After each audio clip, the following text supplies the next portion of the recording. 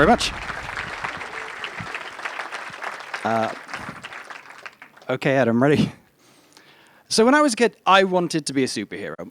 Who am I kidding? I still want to be a superhero, but I don't have the physique or the money to be Batman. But I do have superpowers. Now, obviously, I'm modest as well. But my superpowers come from a mental disorder, so they do come with a lot of problems as well. My origin story is not quite as good as Doctor Strange or anything like that, but I'll tell you anyway. It started with an argument between me and my wife. Afterwards, she went online and found an article which seemed to describe myself pretty well. So after various meetings with doctors and specialists, I was told that I have attention deficit and hyperactive disorder, or ADHD. Now, I already knew about this because I have a family history of it, but I was always told that I was the normal one, and so couldn't have it. Obviously, they were wrong.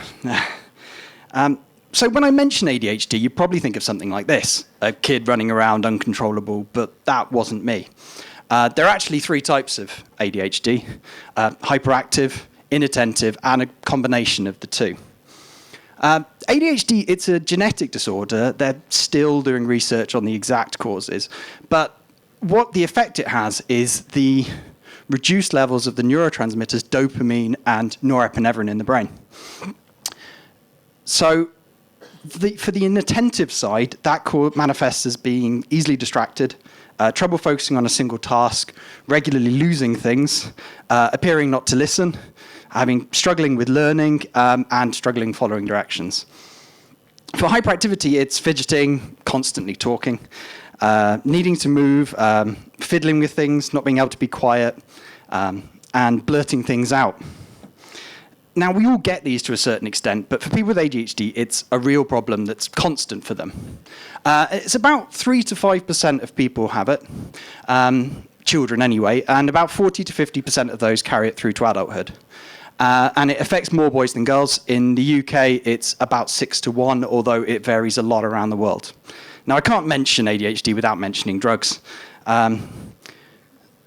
Most drugs for ADHD are stimulants, most commonly amphetamines, or close cousins to methamphetamines or crystal meth. So yeah, we're giving children Class B drugs. Thankfully, there is an alternative now, although unfortunately it's not regularly available on the NHS at this point. I'm lucky enough to have actually had it over the past year, but I chose to stop taking it. And the reason being is that I felt that although it was in helping me with the negative sides, I lost the good sides. Like going Kryptonite to Superman, it took away my superpowers. So what are those superpowers? Well, it's related to theta waves in the brain. Unfortunately, that's got cut off. So theta waves are normally when you're asleep, but occur more regularly for people with ADHD. And it means that the brain is in a rested state. So the main thing for us is that we don't have a filter. So we take in information from everything all around us. But it does mean that we just don't see the world in the same way as everybody else, but it means that we can approach things differently. We're also really good in a crisis, because normally people's brains get flooded with these neurotransmitters, which for most people is just too much, but for us, we actually are normal for once.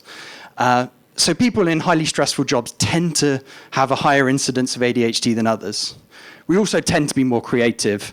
That's kind of subjective, I know, but it tends to be that people in more creative jobs or with more creative hobbies have ADHD than not. And the last one is my personal favorite, and that's hyperfocus. Now, obviously, I talk about attention and not having it. How can we have hyperfocus? Well, when we can focus, we can really focus, to the extent that we actually forget things like food, sleeping, going home from work, that kind of thing. But we can't choose when this happens.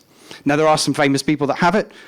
Richard Branson, Simone Biles, Bill Gates, and historical figures too, like Einstein, Beethoven, and Da Vinci, people like that.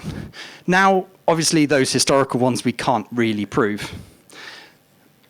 Obviously, there are problems, though. At the end of the day, we need a super team around us to be able to help us where we fall down. I know it's not the worst mental disorder, but it is an everyday struggle for people with it. And so if you do know somebody with ADHD or suspect it, just be there for them, because you don't know what they might be capable of.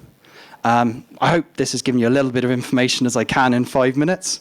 Obviously, there's lots more online, like the Adult ADD UK website. Thank you very much.